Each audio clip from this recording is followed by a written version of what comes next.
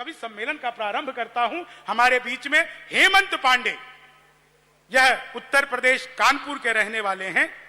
हेमंत पांडे के लिए जोरदार तालियां बजाइए। पहले कवि के रूप में आपके घर की, आपके प्रदेश का नाम रोशन करने वाला व्यक्ति। एक बार जोरदार तालियां आगे से पीछे तक। और ये डिस्को लाइट बंद करा दो भाई। कौन कराएगा? चंद्रशेखर जी आप ही करा दो, और तो कोई करा नहीं रहा। जी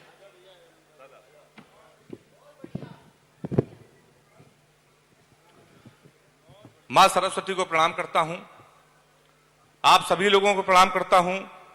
देश के सारे दिग्गज कवि आज एक मंच पर हैं। दादा सुनील जोगी जी, कवि सम्मेलन के शीर्ष कवियों में एक देश के बड़े संचालक सुनील जोगी दादा बैठे हैं, प्रवीण शुक्ला जी, दादा अजनबी जी, शंभू शेखर जी हमारे बड़े भाई। मैं ओपनिंग कर रहा हूं इस कवि सम्मेलन की। मेरे ऊपर थोड़ी जिम्मेदारी है इस कवि सम्मेलन को अच्छी शुरुआत दे दूं। उससे बड़ी जिम्मेदारी आपके कंधों पर है। अभी जब विश्व कप का मैच हुआ था तो उसमें ओपनर रोहित शर्मा सेमीफाइनल में आउट हो गया था तो भारत मैच हार गई थी। अच्छा, तो हम लोग ये मैच कवि सम्मेलन का ना हारे, इसलिए आपकी जिम्मेदारी मेरे लिए सबसे ज्यादा बनती है। आप तालियां बजा दे तो मैं शुरू हो जाऊं।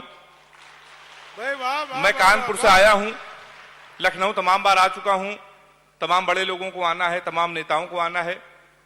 लखनऊ के नेता बहुत अच्छे होते हैं, पूरा देश जानता है, पर ऐसा नहीं कि हमारे कानपुर के नेता अच्छे नहीं होते हैं। अभी मोदी जी ने सफाई अभियान पूरे हिंदुस्तान में छेड़ रखा है। हमारे कानपुर में भी सफाई अभियान चल रहा है। अभी 1 महीने पहले हमारे कानपुर में एक विधायक जी ने एक वृक्ष लगाया, एक पौधा, उसको आधे घंटे बाद एक बकरे ने खा लिया। शाम को विधायक जी ने उस बकरे को खा लिया। तो मैं उसी कानपुर से आया हूं। आप ताली बजाते रहेंगे तो मुझे अच्छा लगेगा। तालियां देखिए दोस्तों, जोर से बजाइए। कवि सम्मेलन ऐसे ताली बजाते रहेंगे तो अच्छा लगेगा। लखनऊ को ये बताने की आवश्यकता नहीं है कि कवि सम्मेलन कैसे सुना जाता है, मुशायरों में दाद कैसे दी जाती है। दरअसल आपकी ऊर्जा ही हमें संचालित करेगी। एक बार जोरदार तालियां बजाइए। हेमंत भाई शुरू हो जाओ, बस आनंद आने वाला है। तो मैं कानपुर से आया हूं सर, हास्य का कवि हूं, श्रृंगार की कोई बात नहीं करूंगा, उसके लिए मुमताज नसीम जी आई हैं, निकहत जी हैं। वीर रस की कोई बात नहीं करूंगा, मैंने वीर रस के विषय में कोई कविता नहीं लिखी। अब उत्तर प्रदेश के में रहने वाले हम लोगों को वीर रस की क्या जरूरत है? और मैं तो कानपुर का, हमारे यहाँ जितने वीर लोग रहते हैं पूरे देश में कहीं नहीं रहते हैं। तो हम लोग जब कानपुर में कवि सम्मेलन करते हैं किसी वीर रस के कवि को नहीं बुलाते हैं। अभी 1 महीने पहले हमारे यहाँ सुबह 7 बजे यादव जी आ गए, कहने लगे पांडे जी हमको आशीर्वाद दे दो। हमने किस बात की? कहने लगे हम डिस्कवरी चैनल जा रहे हैं, शेर के साथ सेल्फी लेंगे। हमने कहा पागल हो गए, शेर के साथ सेल्फी लोगे? कहने लगे क्यों, मोदी जी जा सकते हैं, मोदी जी शेर के साथ सेल्फी ले सकते हैं तो मैं नहीं जा सकता। हमने कहा यार वो प्रधानमंत्री हैं, पूरी व्यवस्था के साथ जाते हैं, तुम किस व्यवस्था के साथ जा रहे हो? कहने लगे पांडे जी चिंता ना करो, हमारी जेब में क्वार्टर पड़ी है, हमको जाने दीजिए। वाह वाह वाह वाह, क्या बात है हेमंत। आपको बता दूं वो कानपुर के यादव जी डिस्कवरी चैनल गए और उन्होंने शेर के साथ सेल्फी डाली जिसका संचालन शंभू शेखर कर रहे हैं। तो मैं कानपुर से आया हूं साहब, मैं आपको बता दूं हंसने हंसाने के लिए कोरोना का संकट चल रहा है। कोरोना में बड़ी स्थितियां खराब हुई। योगी जी तो हमारे मुख्यमंत्री हैं। मैं 4 पंक्तियां सुनाता हूं, शुरू करता हूं, मुझे आप भी शुरू कर दीजिएगा। कोरोना में मैंने लिखा कि योगी जी मेरे लिए एक सीन करा दो, प्यार में उसी के केवल लीन करा दो, कानपुर में हूं मैं वो बरेली में फंसी है, उसी के साथ मुझे भी क्वारंटीन करा दो। वाह वाह वाह वाह वाह वाह वाह वाह वाह। काफी संख्या में आप लोग आ गए हैं क्योंकि वैक्सीनेशन चालू हो गया है, तमाम लोगों को वैक्सीन लग गई है। हालांकि कुछ नेता उत्तर प्रदेश के कह रहे हैं कि हमको वैक्सीन नहीं लगवानी है, ये बीजेपी की वैक्सीन है। तो मैंने 4 पंक्तियां उनको भेंट करी। 4 पंक्तियां अच्छा लग जाए तो तालियों को महोत्सव देकर मुझे शुरू कर देना। जो लोग कह रहे हैं कि वैक्सीन ये बीजेपी की है, मैंने उन लोगों के लिए लिखा, मैंने कहा सबको लगेगा दिन में, तुमको रात से लगाएंगे। सबको लगेगा दिन में, तुमको रात से लगाएंगे। जो बच के निकल के भागेगा उनको घात से लगाएंगे। राम भक्तों को टीका लगेगा आराम से बहुत, पर सपाइयों को योगी जी अपने हाथ से लगाएंगे। भाई हेमंत जिंदाबाद। भाई वाह वाह वाह हेमंत, बहुत अच्छे। तो बड़ी समस्या है साहब, बहुत अच्छे, बहुत अच्छा आप लोग सुन रहे हैं। सर मैं कानपुर में रहता हूं कि स्कूल में पढ़ाता हूं। कोई हाथ से कभी अगर टीचर हो जाए तो बच्चे का भविष्य आप समझ सकते हैं।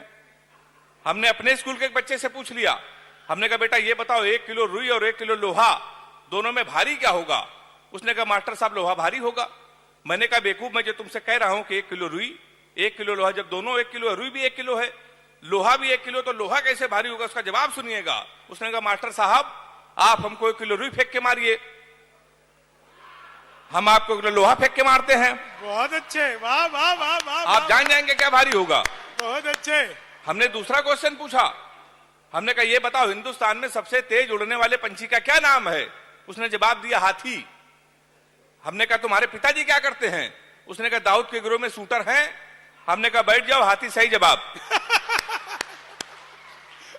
तो आप समझ सकते हैं, मैं तो साहब कानपुर से आया हूं, हास्य का कवि हूं। प्यार मोहब्बत से मैं बहुत दूर रहता हूं, मैंने आज तक कभी प्यार मोहब्बत नहीं किया है। 4 पंक्तियां आपको मैं सुनाता हूं कि प्यार मोहब्बत से मैं क्यों दूर रहता हूं। चौथी पंक्ति अच्छी लग गया तो मुझे ताली के साथ मुझे बताइएगा कि एक फूल तुझे देने के लिए सस्ते में ले लिया, एक फूल तुझे देने के लिए सस्ते में ले लिया, देखे ना कोई इसलिए बस्ते में ले लिया, फूल तुझे देने को निकले थे जाने मन, पर बजरंग दल वालों ने उसे रस्ते में ले लिया। भाई हेमंत बहुत अच्छे, करते रहो, बहुत अच्छे, जिंदाबाद। बड़े कवियों का आशीर्वाद मिल रहा है। तो साहब मैं प्यार मोहब्बत से बहुत दूर रहता हूं। प्यार मोहब्बत तो छोड़िए, हमने किसी लड़की का आज तक गौर से देखा तक नहीं। लड़कियों की बीमारी होती, किसी लड़की का आप गौर से देख लो तो कहेंगी देखो इसे कैसे कुत्ते की तरह देख रहा है, ना देखो तो कहेंगे कुत्ता देख भी नहीं रहा है। तो साहब मैं बहुत दूर रहता हूं प्यार मोहब्बत से। ये हमारे शंभू शिखर जी हैं, कहने लगे यार ये प्यार मोहब्बत से दूर क्यों रहते हो? मैं लखनऊ तमाम बार आ चुका हूं। मैं आपको बता दूं मेरा एक बचपन का दोस्त है, उसने साहब हमको एक रोते रोते लव स्टोरी सुनाई थी। हमने रोते रोते लव स्टोरी सुनी थी, तब से हमने कसम खा ली ने प्यार करेंगे ना किसी को प्यार करने देंगे। वो लव स्टोरी लखनऊ वालों को सुना दे रहे हैं और मेरा चैलेंज है हिम्मत हो तो प्यार करके दिखा देना। वो लव स्टोरी कुछ इस तरीके की है, जब हम 3 साल के थे तब वो पैदा हुई थी। हम कक्षा 2 में आए, वो केजी में आई। हम 5 में आए, वो 4 में आई। हम हाई स्कूल में, वो 9th में आई। हम इंटर में आए, वो 1st ईयर में आई। फिर हम SSC की तैयारी करने लगे। उत्तर प्रदेश में लड़के इंटर के बाद ये तो IIT SSC करते हैं, हम SSC की तैयारी करने लगे, 1st ईयर में आ गई। हम SSC की तैयारी कर रहे थे, वो इंटर में आ गई। हम SSC की तैयारी कर रहे थे, वो BA में आ गई। हम SSC की तैयारी कर रहे थे, वो MA में आ गई। हम SSC की तैयारी कर रहे थे, उसने B.Ed कर लिया। हम SSC की तैयारी कर रहे थे, उसने M.Ed कर लिया। हम SSC की तैयारी कर रहे थे, उसने MPhil कर ली। हम SSC की तैयारी कर रहे थे, उसने PhD कर ली। हम SSC की तैयारी कर रहे थे, प्रोफेसर बन गई। शनिवार को उसकी शादी, इतवार को हमारा SSC का पेपर है। ताली जोरदार बजाइए। तो हिम्मत हो तो प्यार करके दिखा देना साहब।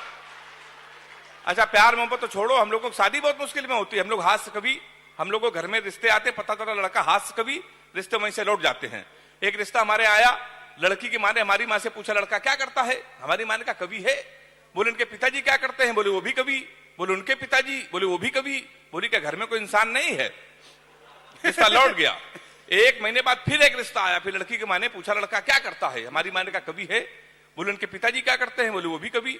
बोले शादी मंजूर। अच्छा कवि के नाम से कई रिश्ते लौट गए थे। हमारी माँ ने कहा मंजूर क्यों? वो बोली जोड़ी बहुत अच्छी रहेगी, आपका लड़का कवि, हमारी लड़की पागल है। तो तमाम रिश्ते हमारे लौट गए। जब हमारी शादियां कैंसिल हो रही थी तो 1 महीने बाद फिर एक रिश्ता आया। पिताजी ने कहा कि हमने लखनऊ में एक लड़की को पसंद कर लिया है, सुबह 11 बजे नहा धो के तैयार हो जाना, लड़की को देखने चलना है। हमने कहा ठीक है। अब हम 11 बजे नहा धो के तैयार हो गए कि लड़की होने वाली दुल्हन को देखने जाना है। पिताजी का फोन आया, कहने लगा बेटा ऐसा है हमको ऑफिस में काम आ गया है, तुम अकेले चले जाओ और लड़की को देख के पसंद कर लो, और तुम ब्राह्मण घर में पैदा हुए हो, ये घर की परंपरा है, पहली बार होने वाली ससुराल जा रहे हो, खाली हाथ मत जाना, कुछ लेके चले जाना। अब हम उत्तर प्रदेश के, हम कट्टा लेके पहुंच गए। बहुत अच्छे। फिर 2.5 साल बाद हमारी जमानत हुई, तो हमारी जमानत के बाद भी रिश्ते आए। फिर एक दिन हमारी शादी फाइनल हो गई। आपको बता दूं सच्ची घटना है, भारत और पाकिस्तान का मैच था, सेमीफाइनल, हमारी शादी थी। हमने पिताजी से कहा आज के दिन शादी ना करो, पूरा हिंदुस्तान मैच देख रहा, हमारी आप शादी करो। नहीं माने, कर दी। भारत और पाकिस्तान का सेमीफाइनल मैच, हमारी शादी। हमारे कुछ कानपुर के दोस्त हमारी बारात में डांस कर रहे थे, कान में मोबाइल लगा के भारत पाकिस्तान सेमीफाइनल में थी, कमेंट्री भी सुन रहे थे। दोनों काम एक साथ करे, बारात में डांस कर रहे, कान में मोबाइल लगा, कमेंट्री सुन रहे। हम दूल्हे के बेच में सजे थे, घोड़ी के ऊपर बैठे थे। जैसे बारात घर पहुंचने वाले थे, एक लड़का घूम के हमारी तरफ चिल्लाया, बोला छक्का। हम डर गए भाई साहब। हमने कहा कहां छक्का?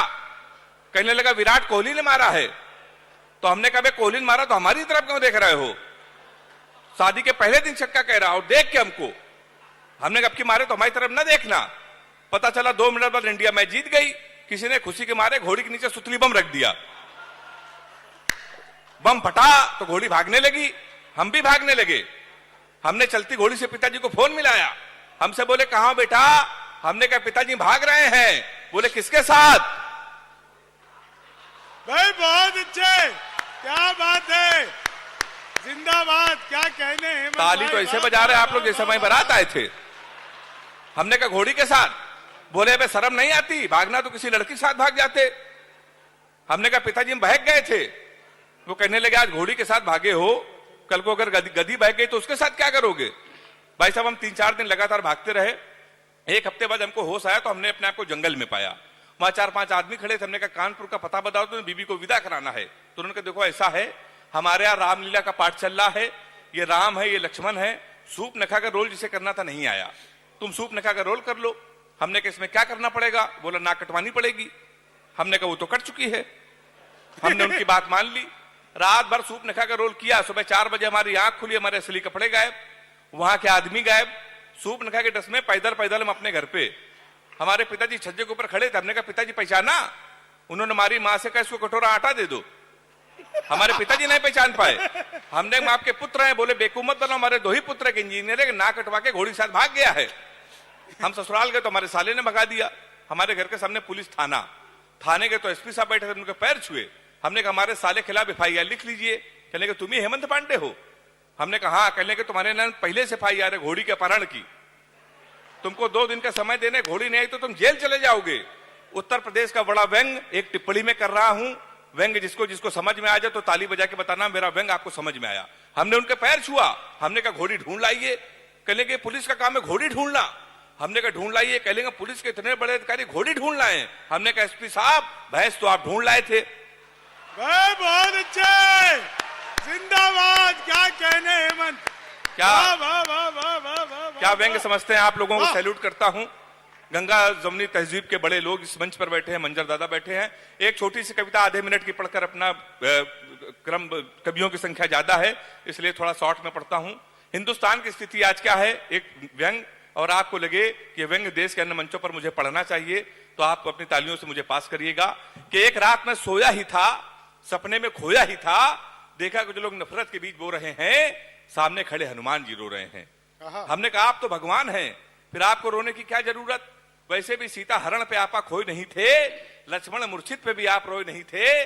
आपने सूरज को निकला, आप मुस्कुराते रहे थे, आपकी पूंछ तक जली, आप खिलखिलाते रहे थे, फिर प्रभु आप क्यों रोए? कलियुग के दर्द से उबे तो नहीं है, किसी कष्ट में आप उबे तो नहीं है, प्रभु राम की याद में आप खोए हैं शायद, और दिल्ली की घटना से आप रोए हैं शायद। क्या बात है, प्रणाम करता हूं आपको। वाह वाह वाह वाह, दिल्ली की घटना से आप रोए हैं शायद। वाह वाह वाह, कहीं ऐसा तो नहीं कि आपके मन में निठारी की कथा हो या जलती ट्रेनों की व्यथा हो। प्रभु बोले तेरी बात सही है, मेरे रोने का कारण यही है। इन पंक्तियों में पूरे सदन का आशीर्वाद चाहता हूं। प्रभु बोले तेरी बात सही है, मेरे रोने का कारण यही है। आज हर इंसान हिंसा के दौर में पल रहा है, मेरी तो केवल पूंछ जली थी, आज हिंदुस्तान जल रहा है। मेरी बात है, वाह वाह, मेरी तो केवल पूंछ जली थी, आज हिंदुस्तान जल रहा है। और वैसे भी चुनाव का मौसम आ गया है, कुछ नेता हमारे मंदिरों में आएंगे, हमारी झूठी कस्में खाएंगे। डरता हूं देश आतंकवाद महंगाई लाचारी में ना खो जाए, मंदिर मस्जिद के नाम पे कहीं दंगा ना हो जाए। क्योंकि जो प्यार को सींचते थे, मुझे विदा कीजिएगा, क्योंकि जो प्यार को सींचते थे कसाई हो गए, कल तक भाई भाई थे आज दंगाई हो गए। यदि एक भी बेकसूर का खून धर्म के नाम पे बहा तो मैं चैन की नींद कैसे सोऊंगा? अभी तक तेरे सपने में रोया था, फिर हकीकत में रोऊंगा, फिर हकीकत में रोऊंगा।